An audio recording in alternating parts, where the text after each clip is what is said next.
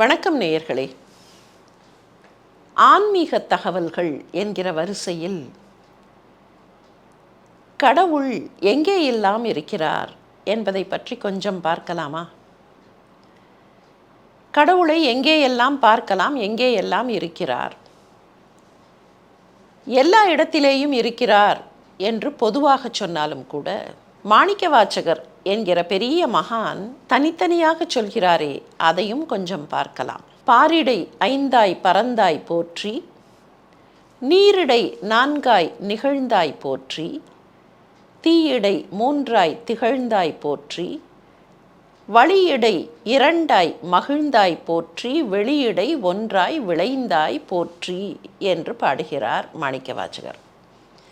கிட்டத்தட்ட மாணிக்கவாசகர் பாடிய இதையே திருமழிசை ஆழ்வார் தன்னுடைய போக்கில் பாடுகிறார். பூநிலாய ஐந்துமாய் புனல் கண் நின்ற நான்குமாய், தீநிலாய மூன்றுமாய் சிறந்த கால் இரண்டுமாய், மீனிலாய ஒன்றுமாய் வேறு வேறு தன்மையாய், நீநிலாய வண்ணமே யார் உரைக்க வல்லரே என்று ஆழ்வார் போற்றுகிறார்.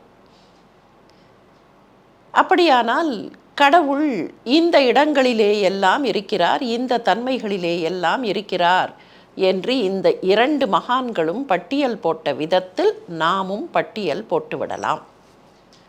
அது என்ன பட்டியல்? பூநிலாய ஐந்து. பூ என்றால் பூமாதேவி, பூ நிலாய ஐந்து. பாரிடை ஐந்து, பூமியில் ஐந்தாக இருக்கிறாய். நீரினில் நான்காக இருக்கிறாய். நீரிடை நான்காய் நிகழ்ந்தாய். புனல் கண் நின்ற நான்கு. தீயிடை மூன்றாய் திகழ்ந்தாய். நெருப்பில் மூன்றாக இருக்கிறாய். சிறந்த கால் இரண்டு, வழியிடை இரண்டாய் மகிழ்ந்தாய். வழி என்றால் காற்று, காற்றில் இரண்டாக இருக்கிறாய். கால் என்றாலும் காற்று என்றுதான் பொருள். மீநிலாய ஒன்று, வெளியிடை ஒன்றாய் விளைந்தாய். மீ என்றால் மேலே, எல்லாவற்றுக்கும் மேலே ஆகாசம், அந்த ஆகாசத்தில் ஒன்றாக இருக்கிறாய். இந்த கணக்குப்படி பார்த்தால் பூமியில் ஐந்து, நீரில் நான்கு, நெருப்பில் மூன்று, காற்றில் இரண்டு, ஆகாசத்தில் ஒன்று என்று வரும். அது என்ன? அது பஞ்சபூதங்கள் என்று சொல்லுகிறோமே, அந்த பஞ்சபூதங்கள் தான் ஆகாசம், காற்று, நெருப்பு, நீர், நிலம். இந்த பஞ்சபூதங்கள் எப்படி தோன்றின என்பதை நவீன கால அறிவியல் விளக்குகிறது. முதலில் வந்தது ஆகாசம். சொல்லப்போனால் ஆகாசம் என்பதற்கு ஓர் வடிவமே கிடையாது. அதற்கு எவ்வளவு எல்லை என்றால் எல்லையே இல்லை. வானமே எல்லை என்பார்கள். என்ன பொருள்? எல்லையே இல்லை என்று பொருள். உனக்கு வானமே எல்லை என்று சொன்னால் நீ செயல்படுவதற்கும் உழைப்பதற்கும் எல்லை இல்லை. உழைத்தால் வானத்தையும் தாண்டலாம் என்பதுதான். அந்த வானத்திற்கு எல்லைகள் இல்லை, அதற்கு தன்மைகள் இல்லை, அதை பார்க்கக்கூட முடியாது. ஏதோ அங்கே இருப்பதாக நட்சத்திரங்களையும் கோள்களையும் பார்க்கும்போது அங்கே வானம் இருக்கிறது என்று நம்புகிறோமே தவிர அந்த வானத்தை பார்க்கக்கூட முடியாது. அப்படியானால் முதலில் வந்த அந்த ஆகாசம் என்கிற வானம் என்னவாம்? அந்த ஆகாசம் தோன்றிய போது கூடவே அதற்கு பிற்பாடு ஒரு குணம் தோன்றியது. அதுதான் அந்த குணமாக வெளியிடை ஒன்றாக விளைந்தது. ஆகாசம் வந்ததில்லையா? அந்த ஆகாசம் வந்து கொஞ்ச காலம் பொறுத்து என்ன ஆயிற்று? மெல்ல அந்த ஆகாசத்தில் சில அசைவுகள் தோன்றின. அந்த அசைவுகள் வந்தவுடன் என்னாகும்? நீங்கள் ஏதாவது ஒரு பொருளை அப்படி அசைத்தால், மிக நுண்ணியதாக கவனித்தால் அதிலே ஒலி எழும்பும். நம்முடைய கையை கூட வேகமாக அசைத்தால் நம்முடைய காதுகளுக்கு அந்த ஒலி புலப்படாது.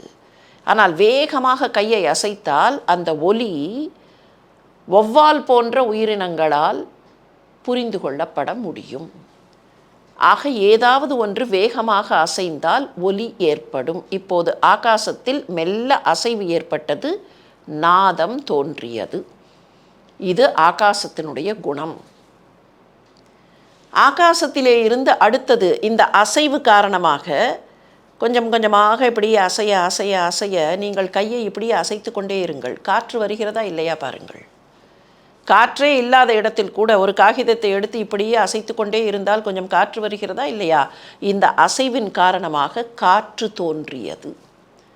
இந்த காற்று என்ன செய்யும்? தனக்கு முன்னாலே இருக்கிற பூதம் அதுதான் தந்தை, இது மகன் என்று வைத்து கொண்டால் தந்தையினுடைய குணத்தை எடுத்துக்கொள்ளும், தனக்கென்று புதியதாக ஒரு குணத்தையும் ஏற்படுத்தி கொள்ளும்.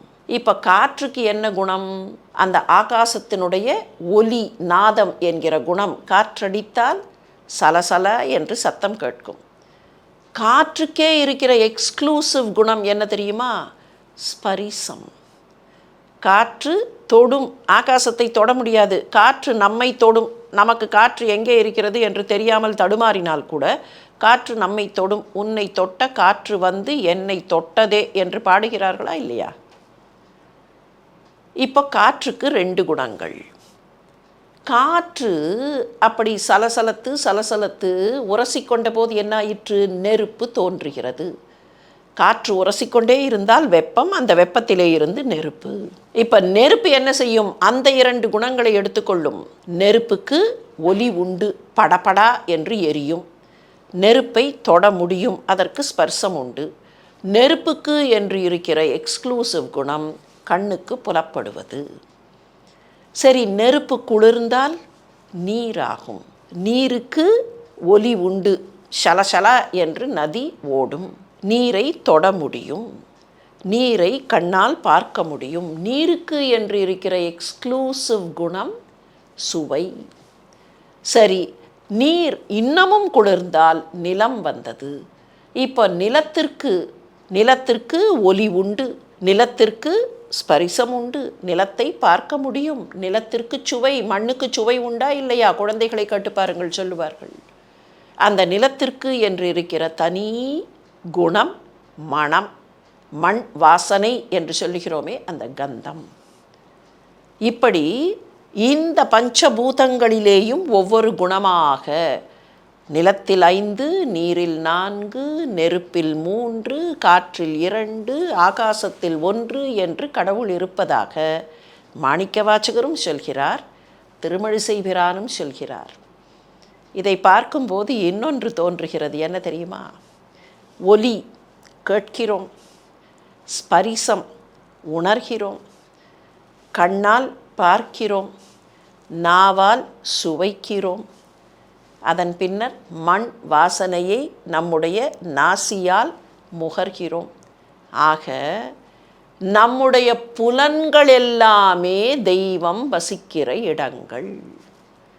நம்முடைய புலன்கள், நம்முடைய கண் எதை பார்க்க வேண்டும், நம்முடைய காது எதை கேட்க வேண்டும், நம்முடைய நா எதை பேச வேண்டும், நம்முடைய நாசி எந்த வாசத்தை அனுபவிக்க வேண்டும், நம்முடைய மேனி எதை தொட வேண்டும் என்றால் கடவுளையே இவையெல்லாம் ஆராதிக்க வேண்டும் என்பதுதான் பொருள். எவ்வளவு அழகாக நம்முடைய பெரியவர்கள் சொல்லி இருக்கிறார்கள். நம்முடைய புலன்களையெல்லாம் கொண்டு போய் அந்த கடவுளின் காலடியிலேயே போடுவோம். பாருங்களேன்.